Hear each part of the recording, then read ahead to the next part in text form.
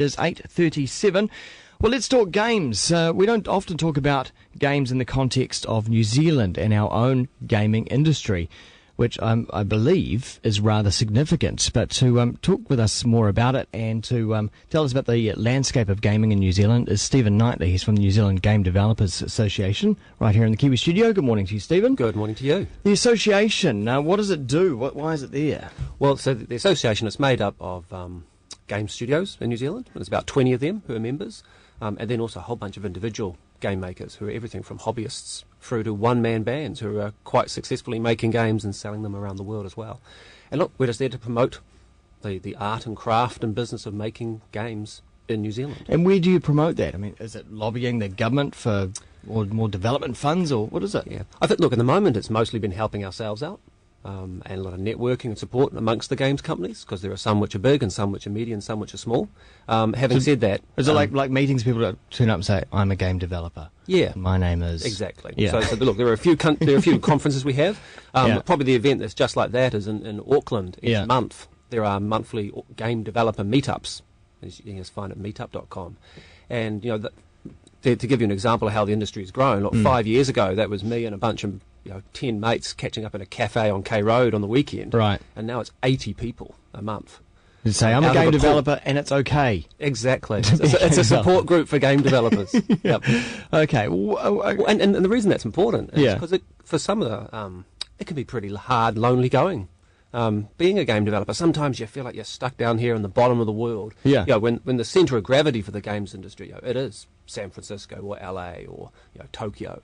Because that's what you think of when you think of game developers. You think of the big ones, EA and 2K and all these games that end up on Xbox and sell for $100 each and the bigger than Hollywood. Yep.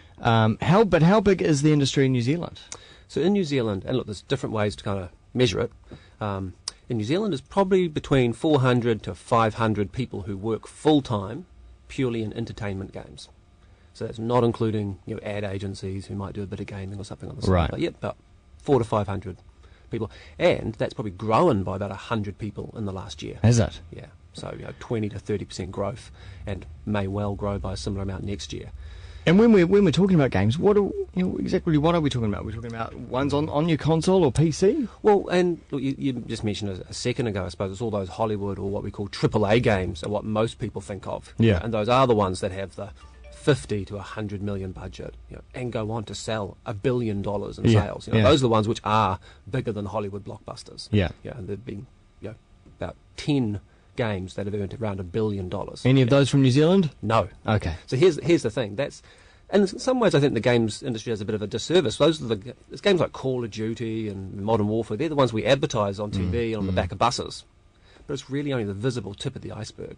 So some of those games, they're only about 20 to 30% of the total revenue of the industry. Right. So what's the other 70%? So there's a long tail. There is. And so it's really diverse. And I think that's one of the reasons the games industry has grown so much in recent years is because we've figured out how to become diverse. Yeah. So it's everything from soccer mums playing Farmville on Facebook. Right. That is huge. Zynga, the guys who make Farmville, their IPO is rumoured to be or estimated to be around $20 billion. Yeah. So that's huge. So that's diverse. And then you've got App Store mobile games, which is again one of the fastest growing sectors. And then you've got small online games. And it probably is those areas where the New Zealand games industry is doing really well. So mobile games, online games, and a few niches, even health and medical games. Right, okay. And the great thing about those, or why I think we've grown so much in the recent years, is they're not the kind of game where you need to fly to LA and pitch a deal to EA or pitch a deal to some big publisher. We can just put it on the Apple App Store, put it online, and publish it ourselves. Yes, there is that annoying ad from ASB on at the moment that depicts, I guess, some kind of iPhone game developer here in New Zealand, and he gets his flight over to San Fran or wherever it is. Is that very truthful? I mean, do game developers based in New Zealand have to do that? Well, to start off with, not anymore. No, you can now put your game out there and let it fly on its own merits, and that's the awesome thing is that. Kiwi Games have been flying on the merits of the games and of just how skilled our art and our programming is. I think it is fair to say, though, once you start getting a bit of attention, start growing, you do then need some of those networks, even if they're distribution networks. Okay. One example I can think of on the iPhone was the chap who developed the helicopter game. Yeah, Dave Frampton. Right, and he's Chopper. based out of Chopper. That's right, based in, most people with an iPhone probably have played Chopper, right? Yep. And he's based out of Wellington. But he's just the one guy, right? Yeah. He's absolutely a He hasn't one-man started band. a company that's employing thousands of people, so he's just the one-man band. But Yep. we do have companies in New Zealand, game companies, who are employing a lot of people, right? Yeah, exactly. What's an example? So She Interactive in Wellington, they're the largest game studio in New Zealand. They're probably about 100 people or so. It always goes up and down with different projects. And they're probably a good example of how diverse things are. So on one hand, yes, they are doing console games. Yeah. They're doing Rugby Challenge, which I think is Xbox, PlayStation 3, and Yes. maybe a few other platforms. Coincidentally timed to come out at the right time this year. And nice that it's made here because of the World Cup happening here. Exactly. It all kind of fits together, doesn't it? Yep. They also did one called Shatter that was on the PlayStation 3 that was very successful. Yep. And that's, I suppose, an example of what I was talking about before in terms of that's just a downloadable game. Yeah. So it's not sold in a box in a store. Right. So that's the kind of route that we can do. And Shatter, is one of the top 10, rating the other week came out as one of the top 10 PlayStation Network downloadable games of all time. And its artwork's even being featured in an exhibition at the Smithsonian. Yeah. We hear a lot about New Zealand, how it should be placed towards the future, moving away from primary produce, sheep and beef and dairy, into the so-called weightless economy. Now, does gaming fit into that weightless economy? Yeah, 100%.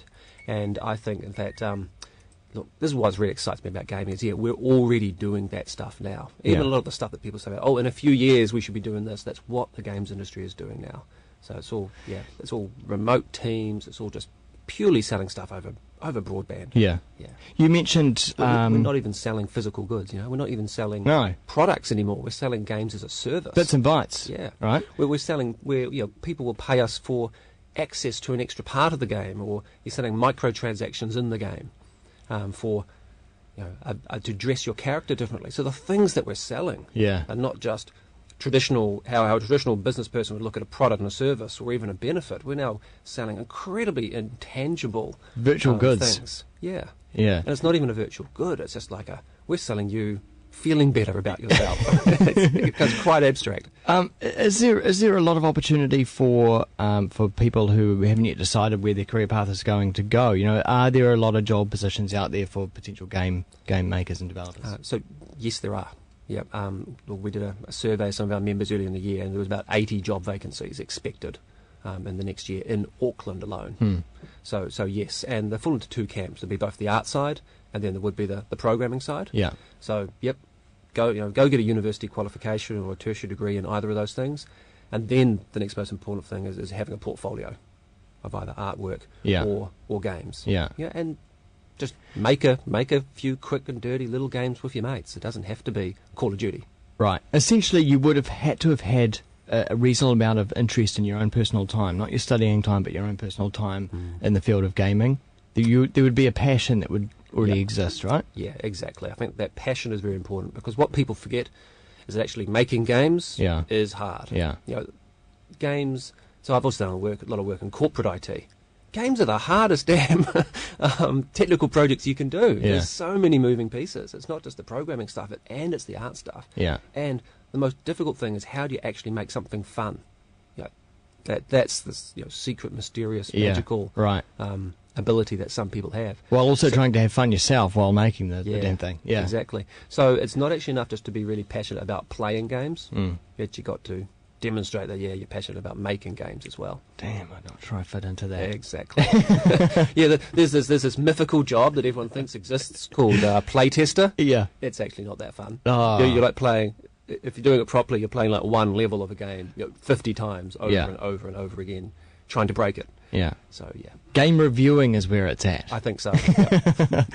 Hey, really nice to talk about the New Zealand game industry with you. I hope you do come back again soon, Stephen, because it sounds like there's a lot more to expand on here as well. The website for the association, you can find out a little bit more about what they do, nzgda.com, New Zealand Game Developers Association. Stephen, thanks so much. Thank you.